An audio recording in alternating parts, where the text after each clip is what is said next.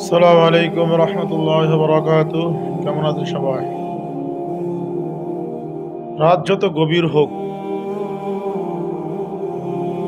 সকাল হবেই। দিন যত খারাপ যাক না কেন, ভালো দিন আসবেই।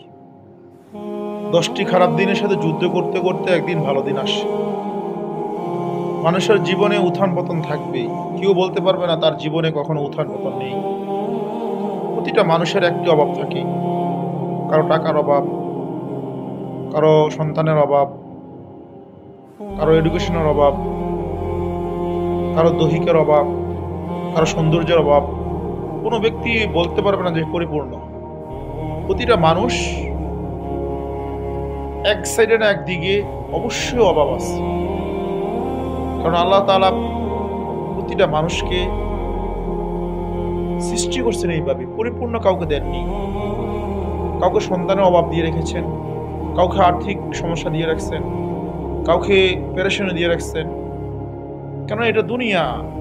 এই দুনিয়ার ভিতরে আপনার সমস্যার সম্মুখীন হবেনই। কেননা প্রতিটা মানুষের দুনিয়ার ভিতরে এক এক জায়গায় না এক এক জায়গায় সমস্যা ফেস করতেছে। কারোটা প্রকাশ হয়, কারোটা প্রকাশ হয় না।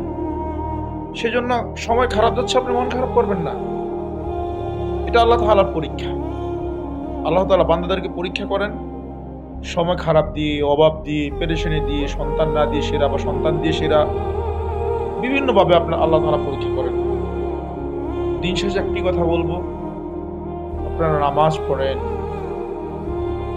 ভালো কাজ করেন, ভালো কাজ করবেন, আপনার ভালো কাজগুলো একদিন থেকে যাবে। আসসালামু আলাইকুম রহমতুল্লাহ।